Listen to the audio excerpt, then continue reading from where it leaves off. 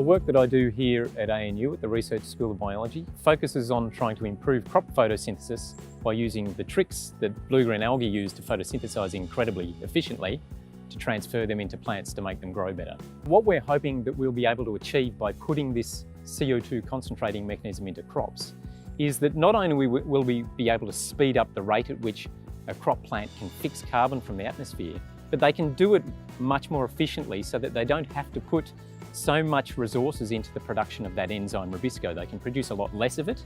That also means that they'll be able to use less nitrogen fertiliser, and in being able to fix more CO2 more rapidly, it also means that they don't have to breathe the air as often as crop plants normally do. That actually means they lose less water. I think the major challenges that we face in trying to get the work done that we need is, of course, access to money and infrastructure to try and do the research that we need to do. We have issues with trying to send seed, for example, around the world so that others can use it. That's for good reason, because we need to maintain good regulation so that we don't get wild crop plants growing where we don't want them.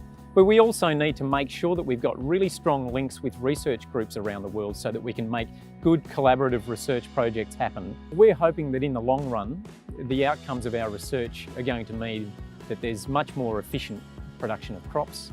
That'll mean a lot less poor use of land so that we get much more efficient production of crops on small land. That's important because we're currently not being able to produce the food that we need in an ever-diminishing area of farmland around the world. We're using far too much water to do that. This kind of approach will mean that we'll be able to use less water, and we'll be able to do it in such a way that the efficiencies that we gain will ensure that we'll be able to feed everyone on the planet. And I think that's really the major issue that we're trying to solve, is to get enough food to enough people.